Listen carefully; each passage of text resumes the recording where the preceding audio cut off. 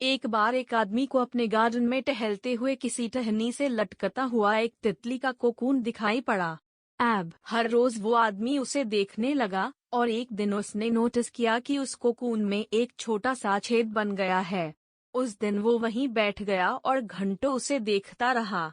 उसने देखा कि तितली उस खोल से बाहर निकलने की बहुत कोशिश कर रही है, पर बहुत देर तक प्रयास करने के बाद भी वो उस छेद से नहीं निकल पाई। और फिर वो बिल्कुल शांत हो गई, मानो उसने हार मान ली हो।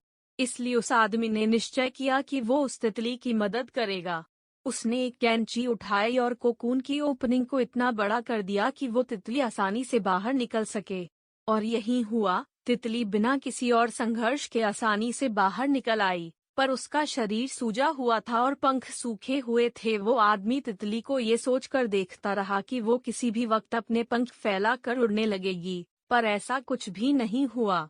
इसके उलट बेचारी तितली कभी उड़ ही नहीं पाई और उसे अपनी बाकी की जिंदगी इधर उधर घिसटते हुए बितानी पड़ी।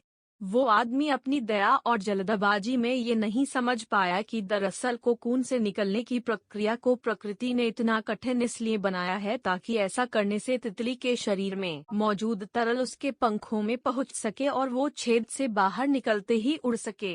वास्तव में कभी कभी हमारे जीवन में संघर्ष ही वो चीज होती जिसकी हमें सचमुच आवश्यकता होती है। यदि हम बिना किसी स्ट्रगल के सब कुछ पाने लगे तो हम भी एक अपंग के समान हो जाएंगे।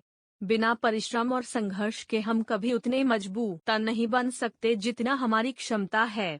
इसलिए जीवन में आने वाले कठिन पलों को सकारात्मक दृष्टिकोण से देखिए। वो आपको कुछ ऐसा सिखा जाएंगे जो आपकी जिंदगी की उड़ान को पॉसिबल बना पाएंगे।